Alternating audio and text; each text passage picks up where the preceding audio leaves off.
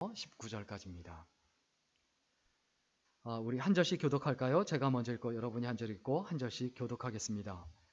예수께서 대답하여 이르시되 내가 만일 하나님의 선물과 또 내게 물 좀 달라 하는 이가 누구인 줄 알았더라면 내가 그에게 구하였을 것이요 그가 생수를 내게 주었으리라.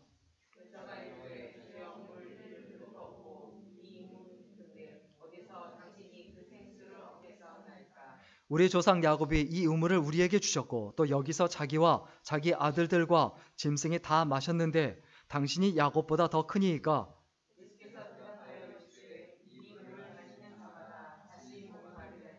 내가 주는 물을 마시는 자는 영원히 목마르지 아니하리니 내가 주는 물은 그 속에서도 영생하도록 솟아나는 샘물이 되리라.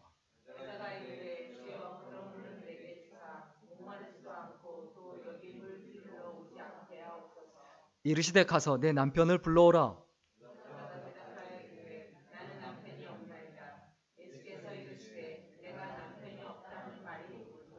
너에게 남편 5이 있었고 지금 있는 자도 내 남편이 아니니 내 말이 참되도다.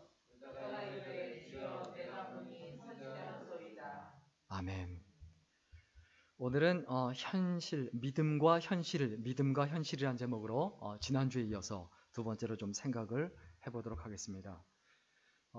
한국의 그 경찰청 홈페이지가 있습니다. 거기에 가면 좀 경찰들이 접한 사연 중에 좀 감동적이거나 또 충격적인 것 이런 사연들이 많이 올라오는데 특별히 치매에 걸린 두 분의 이야기가 상당히 눈길을 끕니다. 그 중에 이제 좀 골라서 두 개의 이야기를 좀 말씀을 드리고 싶은데 한 사연은 뭐냐면 이 지역입니다. 가까운 지역. 이 구청 소속 사회복지사가 늘 방문하는 집이 있었는데 그 집에 46살 된 딸이 있고 그리고 어머니가 74인데 그 어머니가 중증 치매예요. 그래서 딸도 우울증이어서 상당히 일도 못하고 수학 학원에서 가르쳤는데 그런 어려운 가운데 있어서 늘 정기적으로 방문했는데 가보니까 그 딸이 화장실에서 죽어 있는 거예요.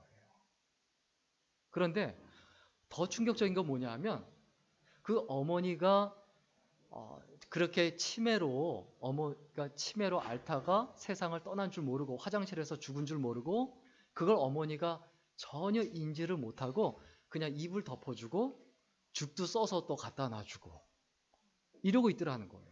그래서 시신의 그 부패 정도를 보니까 한 2주 정도가 지났는데 2주를 그러고 있었던 거예요. 그래서 냄새가 나고 그래서 그 사연을 보면서 다 잊어버려도 어머니로서의 본성은 잃어버리지 않는구나. 어머니로서의 본성. 내가 치매가 걸려도 죽어도 잊어버리지 말아야 될 것이 있어요. 그게 뭘까요? 그리고 또 그 다음 사연이 뭐냐 하면 경찰서에 이제 신고가 왔는데 뭐냐면 어느 노인이 보따리를 들고 1시간 동안 같은 자리를 계속 뺑뺑 돌고 있더래요. 뺑뺑. 계속. 그래서 왜 그런지 모르겠다라고 하고 그래서 신고를 했는데 가서 보니까 한쪽엔 이불을 들고 한쪽에는 그 미역국이래요. 자기 딸이 출산을 했는데 딸 갖다 주려고 이불 하고 그리고 미역국을 끓였는데 집을 못 찾는 거예요. 집을 못 찾고 그 자리를 계속 헤매는 거예요. 사실 그 아기를 낳은 딸이 어머니를 찾으러 와서 그 자리에서 엉엉 울고 너무 죄송하고 감사하다고. 그래서 그 사연이 이렇게 올라와 있는데 우리가 이 땅에 살아가면서 마음속에 절대 내가 죽는 한이 있어도 내가 심지어 치매가 걸려도 절대 잊어버리지 말아야 할 것이 있다. 그게 무엇인가? 그게 뭘까요? 다른 거 다 잊어도 우리가 크리스천이라면 예수 그리스도를 잊어버리지 말아야 되죠. 세 종류의 치매가 있습니다. 하나는 뭐냐 하면 육적인 치매가 있어요. 이건 뇌 기능에 문제가 생긴 거예요. 그래서 뇌 기능에 문제가 생겨서 본능대로 움직이는 거예요. 엄마로서의 본능. 그런데 이것보다 더 심각한 치매가 뭘까요? 제가 생각하기엔 정신적 치매예요. 이건 뭐냐 하면 마음의 기능에 문제가 생긴 거예요. 마음이 굳어진 거예요. 마음이 강팍해진 거예요. 양심이 죽은 거예요. 사람을 사람으로 생각하지 않는 거예요. 약자를 섬겨야 되는데 약자를 우습게 여기는 거예요. 부자가 되기 위해서, 강자가 되기 위해서, 더 갖고 더 소유하기 위해서 수단과 방법을 안 가리는 그 화인 맞은 양심, 그 죽은 양심 가진 사람, 이것이 바로 정신적인 치매예요. 이 정신적인 치매에 걸려서 육적인 것만 바라보고 육적인 것만 추구해요. 그리고 세 번째 종류의 치매가 있습니다. 영적인 치매가 있어요. 이건 믿음에 문제가 있는 거예요. 믿음이 있는 것 같은데 그 믿음 자체에 문제가 있어요. 믿음이 있는데 여전히 관심은 세상에만 있습니다. 여전히 세상의 그 생각과 그 마음이 머물러 있어요. 교회 안에 와서 예배 드리고 있지만 여전히 마음이나 정신 상태나 가치관은 세상에 있는 거예요. 그 마음이 하나님을 따라가지 않는 상태, 그 영적인 치매에 걸린 크리스천들이 요즘 얼마나 많은가. 절대로 어떤 순간에 있든지 간에 예수님을 잊어버리면 안 되는데, 하나님을 잊어버리면 안 되는데 크리스천이라고 하면서 하나님을 잊어버린 거예요. 예수 그리스도를 잊어버린 거예요. 심지어 성경을 읽으면서도, 심지어 기도하면서도 하나님을 잊어버리고 예수 그리스도를 전혀 생각하지 않는 상태.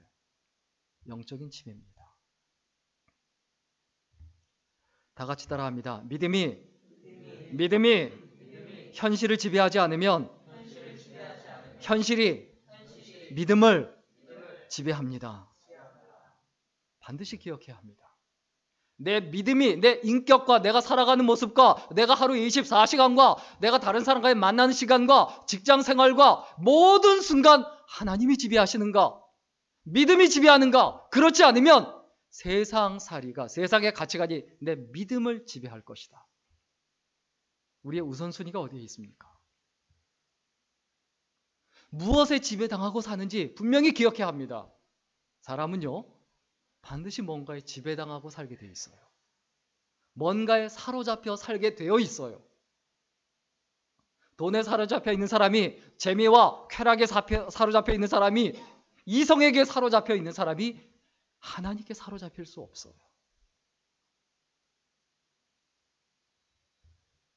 치매에 걸린 사람과 가장 문제가 되는 건 뭡니까? 대화가 안 돼요. 영적인 치매에 걸린 사람하고는 영적인 이야기가 되지가 않아요. 같은 교회에 있는데 영적인 이야기, 믿음의 이야기가 통하지를 않아요. 굉장히 심각한 이야기죠. 말이 안 통하면 어떻게 합니까? 내 말을 못 알아들어요. 그럼 어떻게 하죠? 일단 뭐가 올라가죠? 일단 목소리가 올라가죠. 그 다음에 뭐가 올라갑니까? 손 먼저 올라가나요? 그 다음 손이 올라가죠. 오늘날 많은 교회에 그런 모습들 보이지 않습니까? 심지어 목사님들인데도 그런 모습이 보이지 않습니까? 오늘 성경 본문 10절부터 시작하지만 9절과 10절 연결해서 보면 9절에 있는 말씀 우리 같이 읽을까요? 같이 읽습니다. 시작. 사마리아 여자가 이르되 당신은 유대인으로서 어찌하여 사마리아 여자인 나에게 물을 달라 하나이까 하니 이는 유대인이 사마리아인과 상종하지 아니함이로라. 10절 같이 읽겠습니다. 시작. 예수께서 대답하여 이르시되 네가 만일 하나님의 선물과 또 내게 물 좀 달라 하는 이가 누구인지 알았더라면 내가 그에게 구하였을 것이요 그가 생수를 내게 주었으리라. 자, 사마리아 여인과 예수님이 만났습니다. 그런데 문제는 뭡니까? 대화가 안 된다는 거예요. 자, 사실 인간관계에서 대화가 안 된다. 오래 못 갑니다. 대화가 돼야 돼요. 말이 통해야 돼요. 예수님께서 물을 좀 달라고 했어요. 그러면 물을 달라고 하면 물을 주면 되잖아요. 뭐라고 말합니까? 9절에 당신은 유대인으로서 어찌하여 사마리아 여자인 나에게 물을 달라 하나이까? 자, 여러분, 예수님께서 물을 달라고 한 게 그게 그렇게 어려운 일입니까? 불가능한 일입니까? 돈이 드는 일입니까? 좀 힘들 수는 있어요. 그 당시에 지난주에 말씀드린 대로 우물 자체가 어떻게 생겼습니까? 한 50m는 내려가야 돼요. 우물이. 그리고 올라와야 돼요. 쉽진 않아요. 그래도 돈이 드는 건 아니죠. 그리고 이미 물을 떠왔으니까.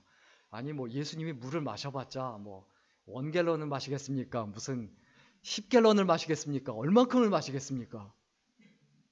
뭐라고 얘기합니까? 어찌하여 사마리아인 여자에게 물을 달라 하나이까? 그때 예수님께서 뭐라고 말씀하시냐면, 내게 물 좀 달라 하는 네가 누구인지 알았더라면 오히려 네가 그에게 구하였을 것이요 그가 생수를 내게 주었으리라. 앞뒤가 안 맞아요. 누구인지 알았더라면 물을 주는 정도가 아니라 오히려 물을 나한테 주소서 이렇게 할 것이라는 거예요. 앞뒤가 안 맞잖아요. 왜 그럴까요? 예수님은 영적인 이야기를 하시는 거예요. 그런데 사마리아 여인은 계속해서 육적인 이야기, 세상적인 이야기를 하는 거예요. 그 당시 분위기를 이야기하는 거예요. 보통 사람들은, 유대인들은 그 당시에 사마리아인과 대화도 안 하고 상종도 안 하니까 그 이야기를 하는 것이고, 예수님은 영적인 이야기를 하는 거죠. 여러분, 대화가 우리끼리 잘 돼야 합니다. 어떻게 해야 잘 됩니까? 영적인 침해에 걸리지 않고 그 믿음이 살아있으면 그 믿음에 근거한 대화와 이야기를 해야 돼요. 세상 살면서 남자 여자 간의 대화 진짜 안 됩니다. 대화하다간 진짜 언성이 올라가는 게 아니라 주먹이 올라가는 위험한 순간이 자꾸 다가오죠. 정말 대화 안 됩니다. 그러나 믿음에 근거해서 대화해 보십시오. 그건 돼요. 인간에게 문제가 있어요.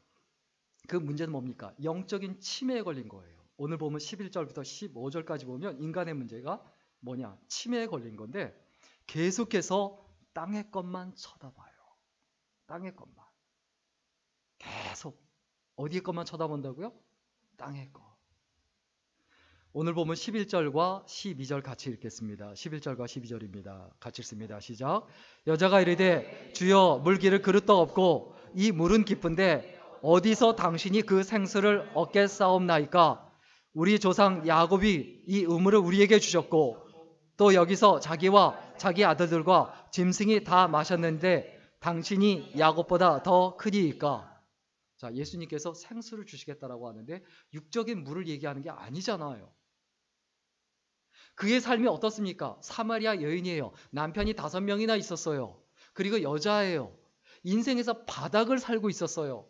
다른 사람과 전혀 마주치지 않고, 그래서 다른 사람과 만나고 싶지 않아서 가장 햇빛이 뜨거운 12시에 나와서 물 길러 왔던 그 여자에게 정말 생수와 같은 소식을 너한테 주겠다, 생명을 너한테 주겠다라는 영적인 이야기를 하지만 이 여인은 계속해서 육적인 이야기만 합니다. 예수님의 대화와 니고데모의 대화가 똑같습니다. 요한복음 3장 3절에 보면 사람이 거듭나지 않으면 하나님 나라를 볼 수 없다 라고 이야기할 때 거듭난다라는 이야기를 하니까 니고데모가 어떻게 반응합니까? 어떻게 그런 일이 가능합니까? 어떻게 사람이 다시 거듭납니까? 다시 태어납니까? 모태에 들어갔다 어떻게 태어납니까? 자, 우리 다 같이 따라합니다. 인간은 자신의 이해 안에서 하나님을 이해하려 합니다.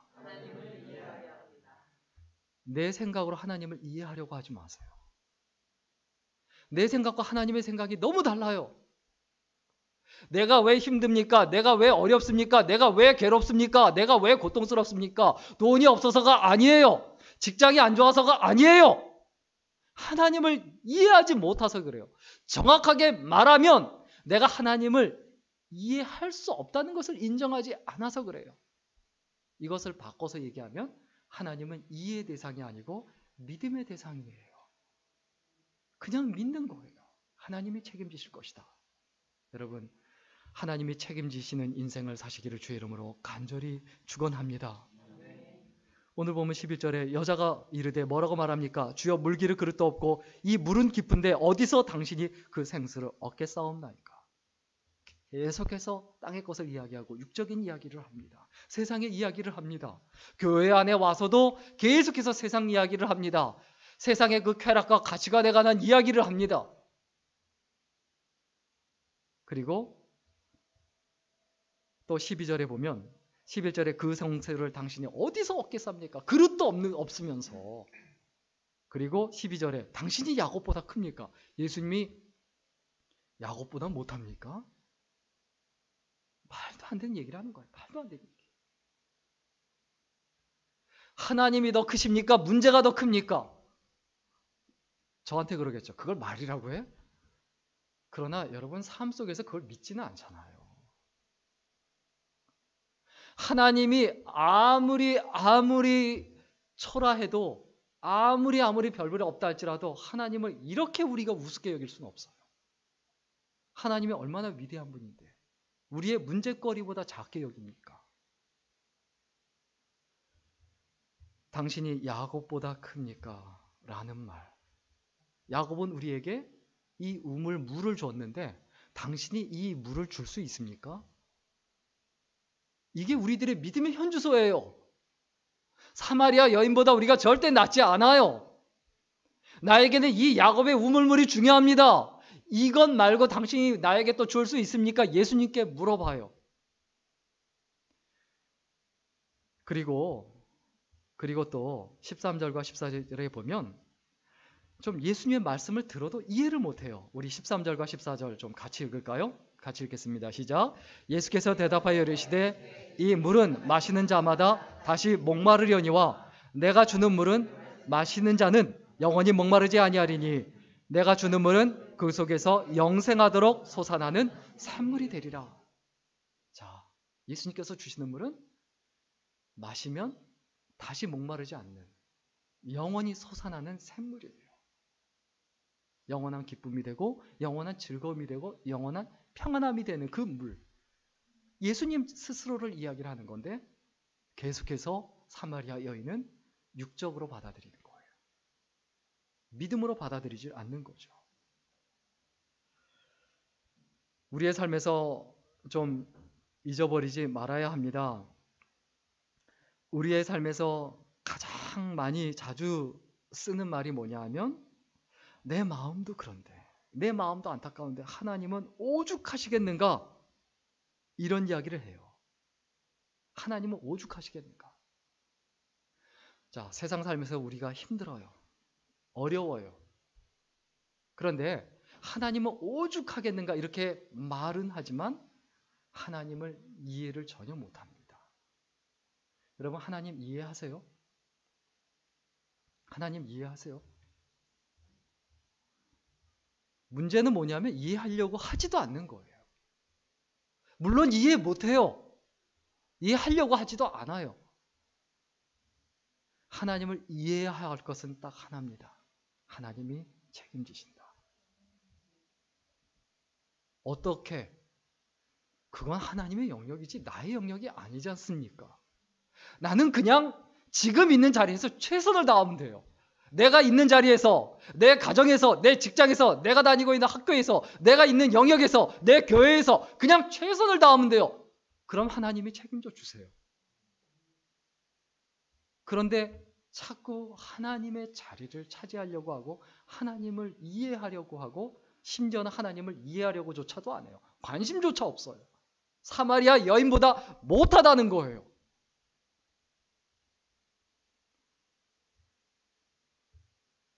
(15절에) 우리가 기억해야 합니다. 예수님의 말씀을 듣고도 여전히 땅의 것을 생각합니다. 우리 15절 같이 읽겠습니다. 같이 읽습니다. 시작. 여자가 이르되 주여 그런 물을 내게 주사 목마르지도 않고 또 여기 물 기르러 오지도 않게 하옵소서. 사마리아 여인의 고민은 뭡니까? 혼자 그 뙤약 밑에 항아리를 이고 물을 길러 왔다 갔다 하는 게 얼마나 힘듭니까? 그런데 예수님이 그런 이야기를 하니까 그 물을 달라고 하죠. 왜냐하면 믿져봐야 본전이거든요. 여전히 땅의 것을 생각하는 거죠. 우리는 항상 과정보다 결과를 중시하는 경향이 많아요. 동기보다 과정보다 결과를 자꾸 중요시해요. 그런데 하나님께서 마음 중심을 보시고 동기를 보시고 과정을 보세요. 우리가 그 예수님의 그 마음이나 생각과 그리고 뜻을 알아야 되는데 결국 여기서 사마리아 여인이 뭐라고 말합니까? 그 물을 달라고 하죠. 이것만 해도 많은 발전이 있는 거예요. 영적인 성장이 있는 거예요. 그래도 예수님께 간구하는 거예요. 우리들도 마찬가지입니다. 내가 비록 예수님을 깊이 생각하지 못하고 누군지 모른다 할지라도 그냥 막연한 가운데서 의심이 되기도 하지만 기도하는 상태가 되는 것, 그 자체가 은혜고 축복입니다. 자, 어떤 한 중학교 2학년짜리가 있습니다. 이 중학교 2학년짜리, 이 못된 녀석들. 중학교 2학년짜리한테도 영어도 가르치고 뭐 설교도 하고 이렇게 해보면 이 친구들의 특징은 뭐냐 하면 같은 공간에서도 다른 세상에 살고 있어요. 전혀 대화가 되지가 않아요. 그냥 막 진짜 주먹이 올라오죠. 그런데 어느 중학교 2학년짜리 이 녀석이 요즘 뭘 가장 많이 갖고 싶어 하겠습니까? 신상 아이패드 뭐 이런 거 갖고 싶어 하겠죠. 아이패드를 사달라고 이렇게 부모님한테 조르고 심지어 기도까지 간절하게 해서 그 모습을 긍휼히 여겨서 부모님의 아이패드를 사줬어요. 야, 하나님이 내 기도를 들어주셨다. 와, 정말 좋다. 나는 복을 받았다. 내 인생 풀렸다. 내 인생 끝났어 이제. 이거면 다 돼. 자, 그 아이패드 하나 얻었다고 그렇게 좋습니까? 그게 우리들 모습이라니까요. 중학교 2학년짜리 신앙, 영적인 치매까지는 아니더라도 중학교 2학년 그 수준의 신앙에 머문 것이 오늘날 크리스천의 모습이라고 하면, 기복신앙에 머물러 있는 그 모습이라고 하면 얼마나 답답한 인생입니까? 진짜 믿음은요, 돈 없어도 평안해요. 일 안 한다는 얘기 아니에요. 일 안 하면서 평안하다는 건 아니에요. 열심히는 하고 있어요. 그런데 열심히 하지만 뭔가 안 될 것 같고 될 것 같고 막 불안한 가운데 있어요. 그럼에도 불구하고 평안한 거죠. 우리의 인생에서 무엇이 가장 중요한가? 그것은 하나님과의 관계입니다. 예수님과의 관계입니다. 사마리아 여인이 예수님과 조금 가까워지죠. 한 걸음씩 다가가죠. 이런 사마리아 여인에 대해서 예수님께서 답을 주십니다. 하나님께서 주시는 답, 예수님께서 주시는 답이 뭡니까? 16, 17, 18절 우리 같이 읽겠습니다. 오늘 보면 16, 17, 18절입니다. 시작. 이르시되 가서 내 남편을 불러오라. 의사다가 대답하여 이르되 나는 남편이 없나이다. 예수께서 이르시되 내가 남편이 없다 하는 말이 옳도다. 너에게 남편 5이 있었고 지금 있는 자도 내 남편이 아니니 내 말이 참되도다. 자, 여기서 예수님이 다짜고짜 얘기합니다. 또 엉뚱한 얘기, 대화가 안 되는 거예요. 참 사마리아 여인이 보기에는 황당할 거예요, 예수님이. 그러나 예수님의 입장에서 사마리아 여인이 황당하고요. 자, 대화가 안 되는데 황당하다라고 할 때 내 입장에서 황당하지만 상대방 입장에서도 서로 황당한 겁니다. 그래서 대화가 안 되는 거거든요. 그때 예수님께서 16절에 뭐라고 말합니까? 이르시되 가서 누구를 불러오라? 내 남편을 불러오라.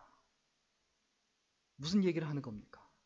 사마리아 여인의 가장 아픈 곳, 사마리아 여인의 가장 힘든 곳, 그리고 사마리아 여인의 죄, 그걸 지적하고 그걸 얘기한 거예요. 왜 그러셨을까요? 아픈 데 때려서 더 아프게 하려고요? 그것을 치유해 주시기 위함이죠. 여러분, 회개는 어떤 겁니까? 아픈 거예요. 아파야 돼요. 사랑이란 것이 어떻게 아픔이 없이 됩니까?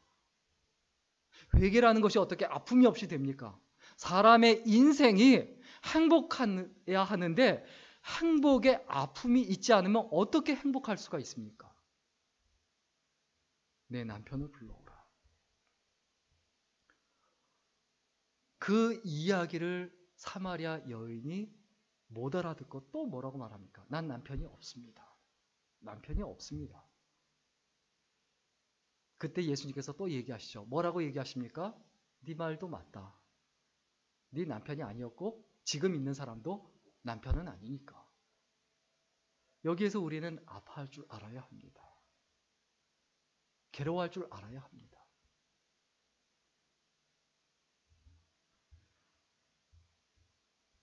우리가 이 세상에 한 번밖에 없는 인생을 살면서 예수님께서 우리에게 성경을 읽으라고 하시고 또 설교를 듣고 말씀을 봅니다.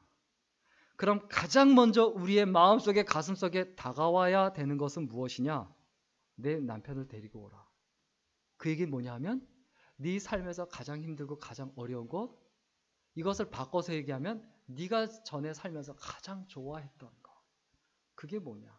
넌 그걸 통해서 죄 지었지. 너 그거 회개해라. 사마리아 사람이든 유대 사람이든 하나님을 믿습니다. 그런데 하나님을 믿는다고 하면서도 네가 나보다 그러한 것들을 더 좋아했지. 그거 회개해라. 그 자리에서 돌이켜라. 그 자리에서 벗어나라. 그 얘기를 하시는 거죠. 우리가 무엇에서 벗어나야 합니까? 우리가 어떤 것에서 벗어나야 합니까? 우리의 삶에서 19절에 보면 여자가 이르되 주여 보니 내가 보니 선지자로소이다. 이렇게 이야기를 합니다. 이 사마리아 여인이 언제 구원받았을까요? 분명히 구원받았죠. 언제 구원받았을까요? 자, 죽은 사람이 있습니다. 죽은 여인이 있습니다. 우물가에 쓰러져 있었어요. 죽어 있어요. 그런데 그 여인에게 예수님께서 다가가셔서 이렇게 말합니다. 나한테 물을 좀 달라. 그러니까 그 여인이 따집니다. 죽었었어요, 완전히요. 따집니다. 왜 나한테 물을 달라고 합니까? 나는 죽은 사람인데, 나는 죽어 있는데. 이렇게 따집니다. 내가 누군지 알았으면 나한테 물 정도가 아니라 나한테 오히려 물을 달라고 했을 것이다. 이렇게 말하면서 그 물은 영생하도록 솟아나는 샘물이다. 이렇게 이야기하니까 그럼 그 물을 주옵소서라고 얘기를 해요. 그리고 또 예수님께서 그 여인의, 죽은 여인의 아픈 마음을 아시고 또 힘든 거 아시고 남편을 데려오라고 얘기를 해요. 그러면서 대화가 되어지면서 당신이 선지자입니다라고 얘기를 해요. 자, 이 여인이 언제 살았을까요? 언제 살았을까요? 언제 구원받았을까요? 자, 죽은 사람이 있습니다. 죽은 사람한테 야, 너 여기서 팔굽혀펴기 10개 하면 내가 너 살려줄게. 그래서 팔굽혀펴기를 막 10개 합니다. 그 사람이 언제 살았죠? 언제 살았죠? 그 말을 들었을 때잖아요. 구원받은 순간이 언제입니까? 예수님을 만나서 예수님과 대화를 하기 시작할 때예요. 이미 살아난 거예요. 의심이 있을 수 있어요. 못 알아들을 수도 있어요. 엉뚱한 소리 할 수도 있어요. 믿음이 없는 게 아니에요. 믿음이 있는 거예요. 아직 자라지 않은 것 뿐이에요. 여러분, 우리가 아직 믿음이 자라지 않았다고 낭망할 필요 없습니다. 절망할 필요 없습니다. 예수님 포기 안 하세요. 너 안 되겠다, 꼴 보기 싫다 이러지 않으세요. 끝까지 집요하게 계속 대화를 하시고 영적인 상태로 계속 끌어당기세요. 계속 영적인 이야기를 하세요. 그 사마리아 여인은 계속 육적인 이야기를 하고 세상의 물을 이야기하고 세상적인 이야기를 하지만 예수님은 계속 끌어당기시면서 생명의 길로 나를 바라보라고 계속 얘기하세요. 우리 믿음이 클 수도 있고 작을 수도 있습니다. 그러나 대부분 크지 않습니다. 이 세상에 있기 때문에 험한 바다 물결이 치고 파도가 치면 거기에서 두려워합니다. 거기에서 살아계신 하나님의 역사하심을 체험해서 파도가 몰려와도 별거 아니다라는 거 느꼈음에도 불구하고 또 파도가 몰려오면 또 두려워요. 또 걱정이 돼요. 동일해요. 똑같이 돌아가요. 믿음이 없는 겁니까? 구원 못 받은 겁니까? 아니에요. 구원 받았어요. 그냥 성장하고 있는 것 뿐이라는 거죠. 결국 사마리아 여인이 어떤 자리에까지 갑니까? 19절의 이 말씀을 보면서 우리 스스로에게 질문을 해야 돼요. 예수님을 내가 알아보고 있는가? 그리고 우리에게 영적 성장이 있는가? 내가 영적으로 성장하고 있는가? 이것을 반드시 생각해야 되죠. 영적 성장이란 게 뭡니까? 내가 영적으로 자라났다는 게 뭡니까? 자, 초등학교 3학년짜리가 이렇게 자라나고 커지면 부모님하고 대화가 돼요. 영적으로 자라난 거예요. 마찬가지입니다. 내가 영적으로 살아났다, 자라났다, 무엇을 의미합니까? 예수님과 대화가 되는 거예요. 기도하면서. 말씀을 묵상하면서 살아가면서 영적인 대화가 되는 중이에요. 자, 영적으로 성장한 두 사람이 대화가 될까요? 안 될까요? 된다니까요. 우리 요한복음 4장 39절에서 42절에 있는 말씀 같이 좀 읽어보겠습니다. 같이 읽을까요? 같이 읽습니다. 시작. 여자의 말이 내가 행한 모든 것을 그가 내게 말하였다 증언하므로 그 동네 중에 많은 사마리아인이 예수를 믿는지라. 사마리아인들이 예수께 와서 자기들과 함께 유하시기를 청하니 거기서 이틀을 유하심에 예수님의 말씀으로 말미암아 믿는 자가 더욱 많아 그 여자에게 말하되 이제 우리가 믿는 것은 내 말로 인함이 아니니 이는 우리가 친히 듣고 그가 참으로 세상의 구주신 줄 알미라 하였더라. 아멘. 사마리아 여인이 사람을 만나기 싫어하고 피하던 사람이 물동이를 버려두고 동네로 돌아가서 어떻게 합니까? 전도를 합니다. 그리고 예수님을 초청해서 일종의 부흥회를 한 거예요. 그리고 예수님의 말씀을 듣고 거기에서 또 많은 거듭남의 역사가 나타나고 예수 믿는 사람이 늘어나는 겁니다. 우리들의 상태가 사마리아 여인보다 영적으로 더 심각한 치매에 걸린 못 알아듣는 그 상태에 있을 수 있어요. 우리가 그러한 가운데 있을 수 있지만 여전히 우리를 기다리시는 그 하나님, 여전히 우리를 끌어당기시고 우리를 쫓아다니시는 그 하나님을 믿고 담대해야 합니다. 42절에 그 여자에게 말하되 이제 우리가 믿는 것은 네 말로 인함이 아니다. 네 말이 계기가 되고 동기가 돼서 예수님을 만났지만 네 말로 인함이 아니다. 우리들이 진짜 예수님을 만났다라고 고백을 합니다. 내가 영적으로 자라나고 성장하면 하게 되는 게 뭡니까? 예수님 이야기를 해요. 와 보라, 안드레처럼 전도를 해요. 예수님을 증거하고 전도해요. 일생 동안 살면서 평생 전도 한 번 안 해봤다. 영적으로 심각한 문제입니다. 예수님을 정말 제대로 만났는가? 영적인 치매에 걸려서 계속 헤매고 있는 거예요. 수십 년 예수 믿었으면 뭐합니까? 아직 예수님을 전해보지도 못했는데. 영적 치매예요, 그게요. 딸을 사랑하는 마음으로 미역국을 끓이고 이불을 꽁꽁 싸들고 그 집을 찾아가려고 하면 뭐합니까? 치매에 걸려서 못 찾아가는데요. 못 주는데요. 그게 혹시 우리들의 상태 아닐까요? 마지막 한 가지 이야기만 하고 오늘 마칠까 합니다. 제가 미국에서 목회할 때 목회를 시작했을 때 권사님이 한 분 계셨습니다.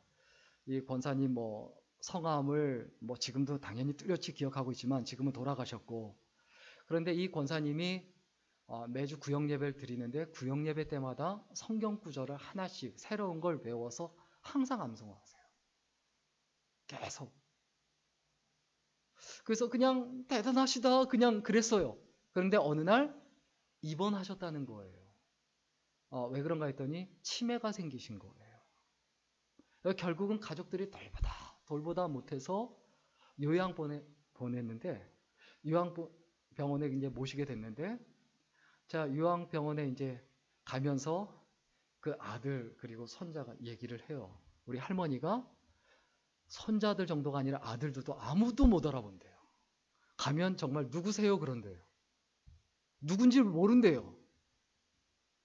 그리고 또 이제 갔는데 주의해야 될 게 있대요. 한 방에 두 사람씩 쓰도록 돼 있는데 다른 미국 할머니가 있는데 그 할머니 별명이 욕쟁이 할머니래요. 계속 돌아다니면서 욕만 하고 다니고 시비만 건대요. 계속. 그래서 실제로 가보니까 인상도 좀 험하게 생기셨고 괜히 나한테 욕을 하고 보는 사람마다 욕을 해요. 그냥 F워드 막 욕을 하고 막 이래요. 내 평생 이런 욕을 내가 들어본 적이 없다 싶을 정도로 내가 뭘 어쨌다고. 처음 봤는데 그 무서워요. 막 욕하다가 그냥 못 듣는 척하니까 그냥 나가더라고요. 또 나가서 막 사람 만나서 막 욕을 하고 삿대질하고 막 이러더라고요. 그런데 그 권사님은 거동 자체를 못 하세요. 그냥 침대에 누워서 가만히 계시는데 너무 평안해 보이시는 거예요. 그래서 권사님 저 왔어요 이렇게 물어보니까 그 권사님이 뭐라고 그러셨을까요? 탕 목사님이 왔어요 이럴 줄 알았는데 누구세요? 이러는 거예요. 누구시냐고.